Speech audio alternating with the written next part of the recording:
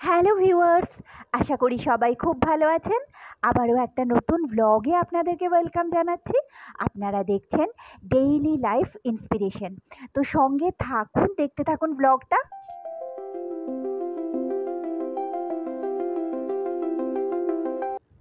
এখন রাত ওই 8:30 এরকম হবে। তো গেছিলাম একটু হাতিবাগানে। এটা বিটি রোড থেকে আমি যাচ্ছি, বাড়ির দিকে যাচ্ছি। শ্যামবাজার 5 মাথার মোড় থেকে আমি বাস ধরে তারপর চলে আসছি এদিকে। এই সময় বিটি রোডে বেশ ভালো একটা জ্যাম থাকে, ডানলপ মোড়ও পেরিয়ে এসেছি। আর দূরে যেই লাইটটা দেখতে পাচ্ছেন ওপর দিয়ে যাচ্ছে, ওটা ছিল মেট্রো। বাড়িতে পৌঁছে গেছি। এই জলের বোতলটা আজকে নিলাম, এটা গিফটের জন্য। এর মধ্যে জলের মাপ আর সময় দেওয়া আছে। সঙ্গে একটা কফি মাগও নিয়েছি, দুটোই গিফটের জন্য। পরের দিন বিকেলবেলা চলে এসেছিলাম একটু বেলঘড়িয়া বাজারে। স্টেশনের লাগোয়াই এই বাজারটা। তো এখান থেকে আমার টুকটাক কিছু জিনিসপত্র নেওয়ার ছিল। আর এটা হলো বেলঘড়িয়া স্টেশন। তো চলুন আজকেও আপনাদের সাথে একটু গল্প করি। আজকে যেটা বলবো সেটা হলো, আমরা কিন্তু আমাদের অজান্তেই আমাদের সাথে অনেক নেগেটিভ ব্লকেজ বা নেগেটিভিটি বয়ে নিয়ে চলি। যেমন ধরুন, আমাদের ছোটোবেলায় বিভিন্ন কারণে আমাদেরকে ভয় দেখাতে হয়, বা ছোটোবেলায় আমরা অনেক ব্যাপারে নিজেরাও ভয় পেয়ে যাই। আর এই প্ল্যাটফর্মে একটা ট্রেন চলে এসেছে।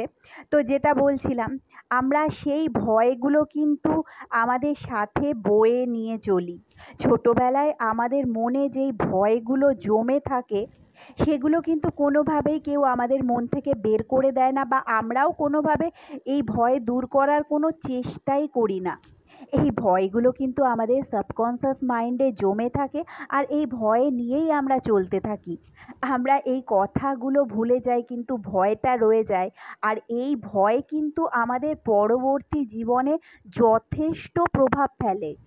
যেই ট্রেনটা এসেছিল সেই ট্রেনটা চলে গেল।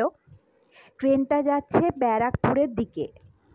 তো যেটা বলছিলাম, আমরা কিন্তু আমাদের পরবর্তী জীবনে অনেক জায়গায় যেখানে আমাদের সাহসের দরকার হয়, সেই জায়গায় আমরা ভয়ে পিছিয়ে আসি, এই পুরনো নেগেটিভ ব্লকেজগুলোর জন্যই। আর আশ্চর্যের ব্যাপার হলো, এগুলো আমরা বুঝিই না, বা আমরা কোনোভাবেই আমাদের মন থেকে এই ভয়গুলো দূর করার চেষ্টাই করি না।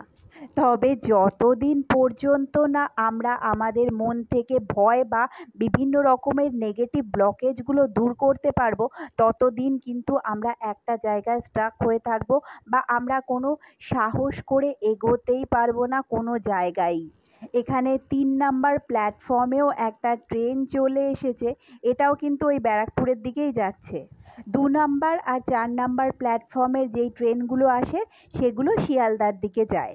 তো যেটা বলছিলাম, আমরা জীবনে যদি এগোতে চাই, তাহলে কিন্তু পেছনের এই নেগেটিভ ব্লকেজ বা ব্যাগেজগুলোকে ক্যারি করে চললে হবে না, এগুলোকে আমাদের মন থেকে দূর করে দিতে হবে।